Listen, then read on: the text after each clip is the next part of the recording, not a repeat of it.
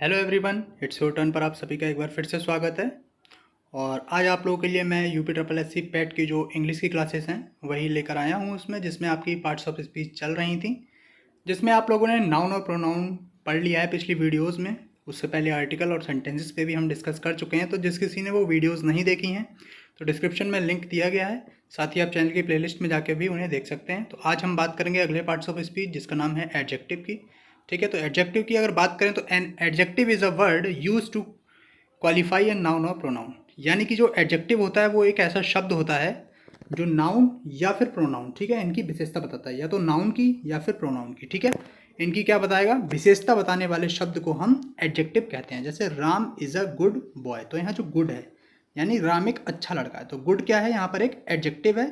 He is honest man, तो यहाँ honest जो है वो एडजेक्टिव है। ठीक, अगर हम काइंड्स ऑफ एडजेक्टिव की बात करें तो 8 होते हैं यहाँ पर। Adjective of quality, proper adjective, adjective of quantity, adjective of number, demonstrative adjective, distributive, interrogative और पजेसिव। ठीक है, इन सभी पे हम अभी डिस्कस करते हैं। तो देखते हैं, पहला है एडजेक्टिव ऑफ क्वालिटी। तो क्वालिटी, जैसा कि यहाँ पर क्वालिटी वर्ड से ही पता चल रहा है, जो कि आपके गुण, दोष, रंग, रूप, ये सभी विशेषताएं जो बताएगा जो एडजेक्टिव, वो कहलाएगा आपका एडजेक्टिव ऑफ क्वालिटी। ठीक है, किसकी विशेषता बताएगा, नाउन या फिर प्रोनाउन की। ठीक है, जैसे एन ऑनेस्ट मैन, तो ऑनेस्ट क्या है, ईमानदारी एक क्या है, गुण है। ठीक है, तो गुण बता रहा है ये एक आदमी का, तो ऑनेस्टी क्या है, एक एडजेक्टिव ऑफ क्वालिटी है। ठीक है, एडजेक्टिव ऑफ क्वालिटी जो है वो दो प्रकार से वाक्य में प्रयुक्त होते हैं। देखिए कौन कौन से हैं। एट्रीब्यूटिव, इसमें क्या होता है, जब किसी एडजेक्टिव का प्रयोग नाउन के पहले होता है। ठीक है, जब नाउन के पहले होगा, ठीक है, तो वहाँ पर क्या कहलाएगा, वो एट्रीब्यूटिव एडजेक्टिव कहलाएगा। देखिए, Chandragupta Vikramaditya was a vice king, तो यहाँ जो किंग है, ठीक है, इससे पहले यहाँ पर ये यूज़ हुआ है।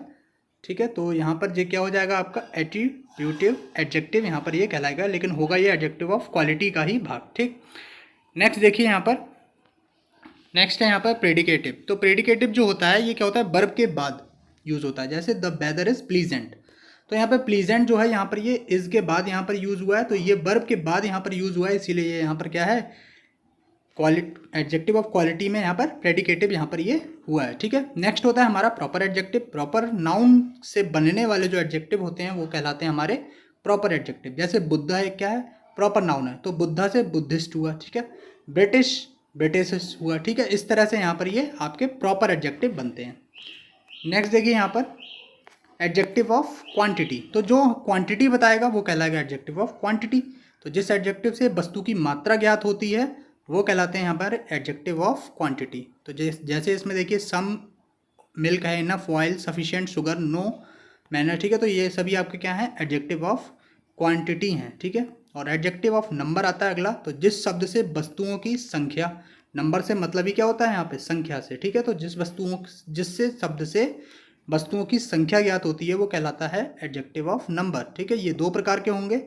देखिए कौन कौन से हैं, एक है डेफिनेट, एक है इनडेफिनेट। तो डेफिनेट जिसमें यहाँ पर संख्या क्या होगी, निश्चित। डेफिनेट का अर्थ ही यहाँ पर क्या होता है, निश्चित। तो यहाँ पर जो एडजेक्टिव होते हैं ये सभी वर्ड्स जो इनके मीनिंग होंगे उन्हीं से ही यहाँ पर इनकी डेफिनेशन बन जाती हैं। तो डेफिनेट यहाँ पर क्या होगा, जो निश्चित होता है। ठीक है, निश्चित व्यक्ति के लिए, जैसे 5 बॉयज़, तो यहाँ पर 5 एक निश्चित क्रम है। ठीक है, निश्चित अंक है 5।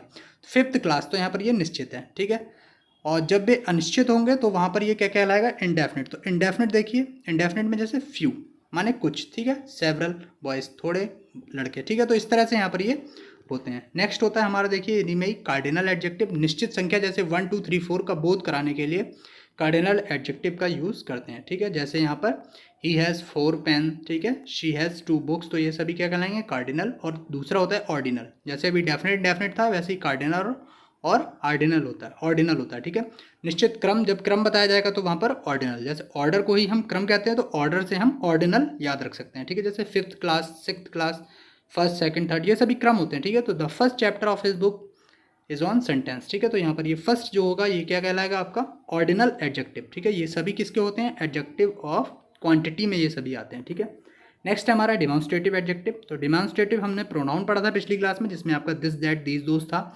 उसी तरह जब ये दिस दैट और दीज दोज जब विशेषता बताने के लिए यूज़ किए जाते हैं तब वहाँ पर ये डिमॉन्स्ट्रेटिव एडजेक्टिव बन जाते हैं। होते यही वर्ण है। ठीक है, बस यहाँ पर ये विशेषता बताते हैं, जैसे this boy, that girl, these groups, those countries. ठीक है, नेक्स्ट देखिए यहाँ पर डिस्ट्रीब्यूटिव एडजेक्टिव। डिस्ट्रीब्यूटिव जो किसी वर्ग की प्रत्येक वस्तु या व्यक्ति को संबोधित करे, वो क्या कहलाएंगे यहाँ पर डिस्ट्रीब्यूटिव, जिसमें ईच एवरी ये सभी होते हैं। जैसे ईच कैंडिडेट इज ऑनेस्ट, यानी कि प्रत्येक जो कैंडिडेट है वो क्या है, ईमानदार है।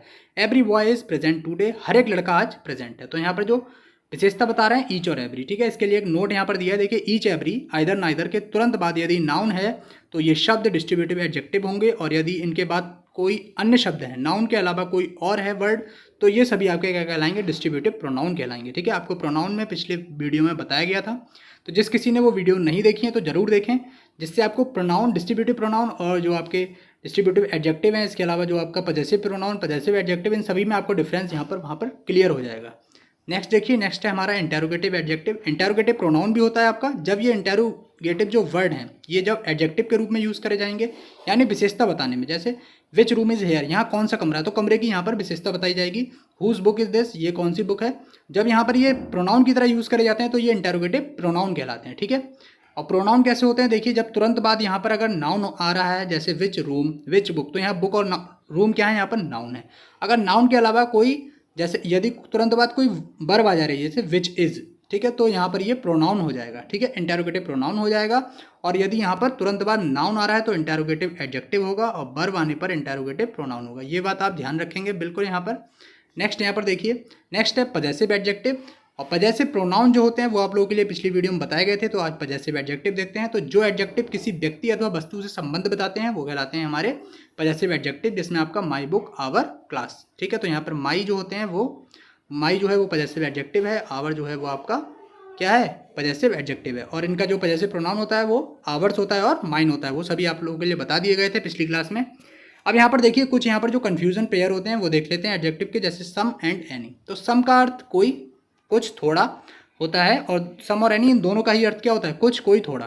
तो देखिए यहाँ पर कैसे कैसे इनका यूज़ होगा। सम का प्रयोग अफर्मेटिव सेंटेंस में अनकाउंटेबल नाउन की मात्रा, ठीक है, अनकाउंटेबल नाउन के पहले मात्रा का बोध कराने के लिए यूज़ होता है, तथा प्लूरल काउंटेबल नाउन के लिए यहाँ पर हम किसका यूज़ करते हैं, यहाँ पर एनी का यूज़ करते हैं। तो देखिए I have some water, I have some friends, तो यहाँ पर ये देख सकते हैं आप। और आपको काउंटेबल नाउन और काउंटेबल जो भी अनकाउंटेबल नाउन है वो आपको नाउन वाले चैप्टर में पहचान बता दी गई थी किस तरह से पहचानते हैं, ठीक है।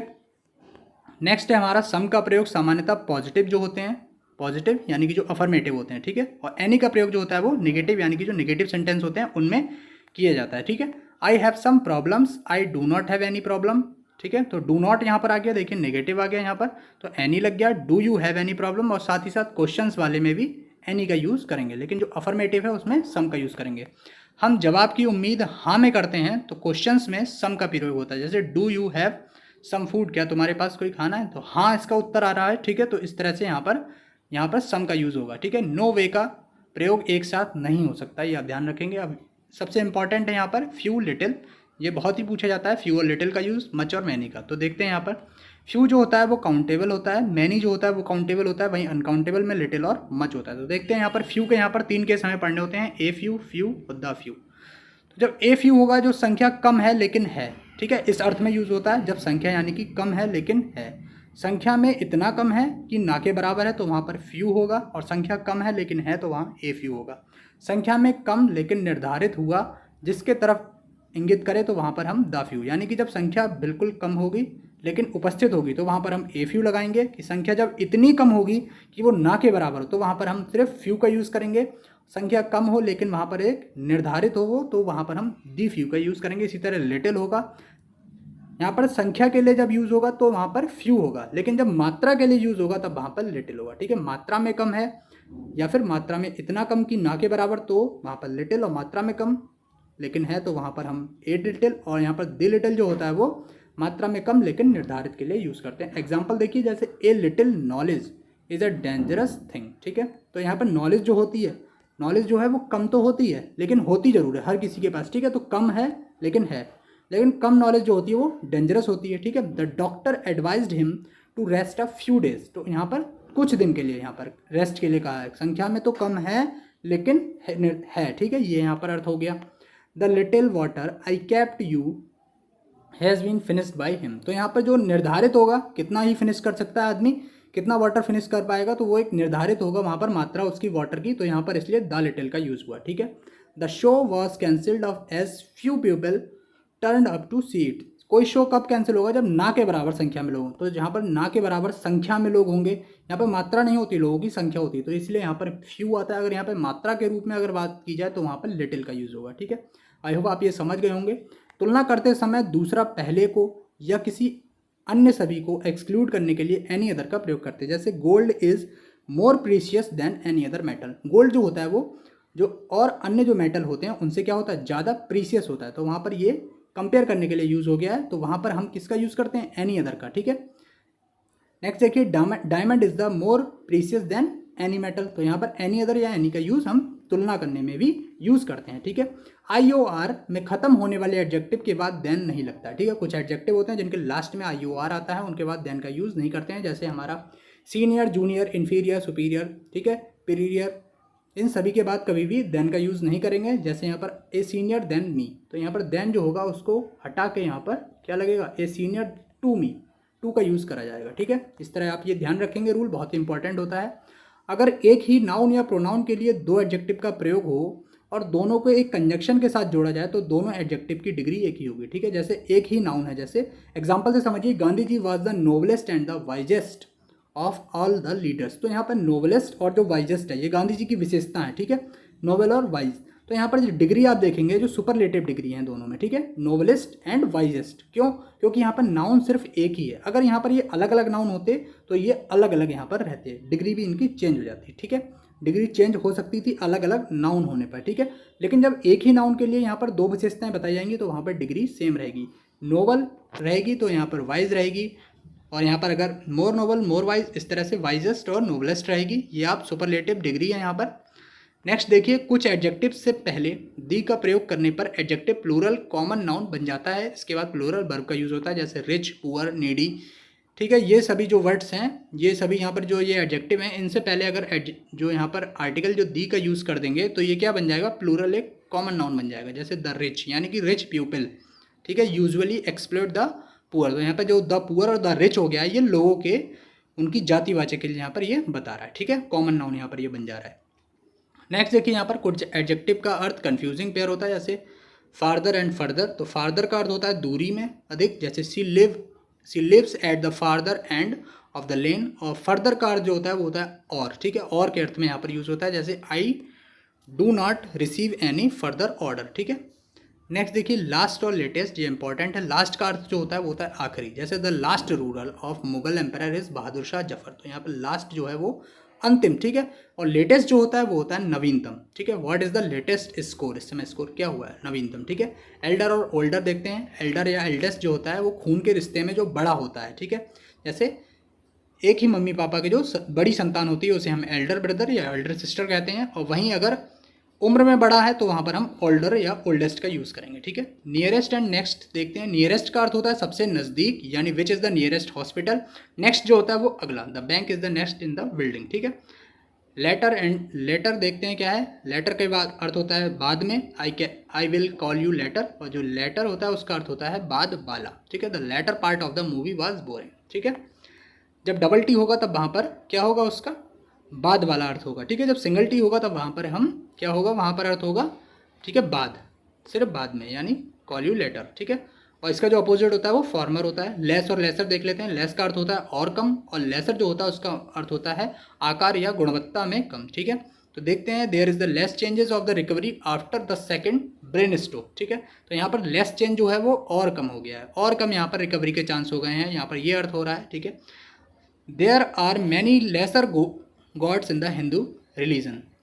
तो यहाँ पर महत्व और गुणवत्ता के आधार पर बहुत सारे भगवान हैं, तो यहाँ पर उस तरह से यहाँ पर लेसर का यूज़ होता है। इसी के साथ जो आपके एडजेक्टिव टॉपिक है वो यहाँ पर ये आपका समाप्त हो जाता है। इससे रिलेटेड या किसी भी टॉपिक से रिलेटेड किसी को कोई भी प्रॉब्लम है तो वो आप हमारे कमेंट बॉक्स में कमेंट कर सकते हैं, आपकी प्रॉब्लम जो है वो दूर करी जाएगी। साथ ही साथ अगर आपको इसकी PDF चाहिए तो आप हमारे टेलीग्राम चैनल से जरूर जुड़ें, जिसका लिंक आपको डिस्क्रिप्शन में दिया गया है। वीडियो अच्छी लगी हो तो वीडियो को लाइक करें, चैनल को सब्सक्राइब करें। Thank you so much.